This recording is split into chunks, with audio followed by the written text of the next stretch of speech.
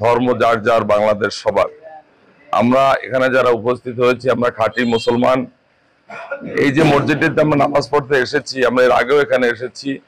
আমরা রাষ্ট্রীয়ভাবে এই মসজিদে ঈদের সময় আমরা সহযোগিতা করতে সক্ষম হয়েছি শহীদুল হক বাবুল, আসাদুজ্জামান মিলন, আমার সদ্য চাচা শিকদার ফরিদুল ইসলামের নির্দেশে।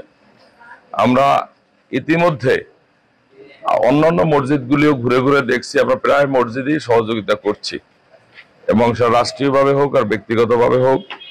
আমরা 2 যুগ পর্যন্ত এই মোরলগঞ্জ শরণখোলার মাটি ও মানুষের কথা বলছি, সামনেও ইনশাল্লাহ আমরা বলবো। এখন আমরা একটা স্পষ্ট বার্তা দিতে চাই, যে বার্তাটা হলো আমাদের ভারপ্রাপ্ত চেয়ারম্যান জনতা জনাব তারেক রহমান আমাদের মাঠে থাকতে বলেছে। আমরা এর আগেও কিন্তু মাঠে ছিলাম, আমরা কিন্তু একদিনের জন্য মাঠ থেকে চলেও যাই নাই। আমাদের ঘর বাড়ি এখানে যার যে অবস্থা আছে আমরা এইভাবেই ছিলাম। এই যে মুখগুলি দিচ্ছেন, শহীদুল হক বাবুল, শিকদার ফরিদুল ইসলাম, আসাদুজ্জামান মিলন, আব্বাস মুন্সি, রাসেল আল ইসলাম, এরা কিন্তু এই মাটিতেই ছিল, এই মাটিতেই থাকবে। আমরা কিন্তু 2 দিনের জন্য এখানে আসি নাই, যখন পূজা শেষ আমরা চলে গেলাম, এরকম না। আমরা সম্পত্তির বন্ধনে আবদ্ধ হয়ে এই মোরলগঞ্জ শরণখোলা তথা বাগেরহাটের এই আমাদের যে আসন ভিত্তিক যেটা আছে, এই আসনের লোকের সাথে আমরা সম্পৃক্ত।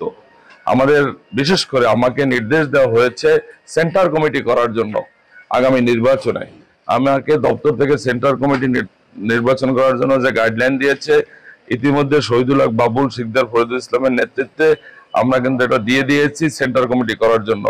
আমরা বিশ্বাস করি আগামী ফেব্রুয়ারি মাসে ডক্টর ইউনূস সাহেব যে নির্দেশনা দিয়েছে সেই নির্দেশনা মোতাবেক নির্বাচন হবে, এবং গণতান্ত্রিক উপায় যেভাবে সংবিধানে আছে সেভাবেই হবে। এবং আমরা এও আশা করি আমাদের যারা স্বাধীনতা এই যে 24-এর যে গণঅভ্যুত্থানে আমাদের সাথে ছিল, তারা এটা মেনে নিয়েই এই ফেব্রুয়ারির নির্বাচনে অংশগ্রহণ করবে এবং সুষ্ঠু নির্বাচন হবে, এটা আমরা আশা করি।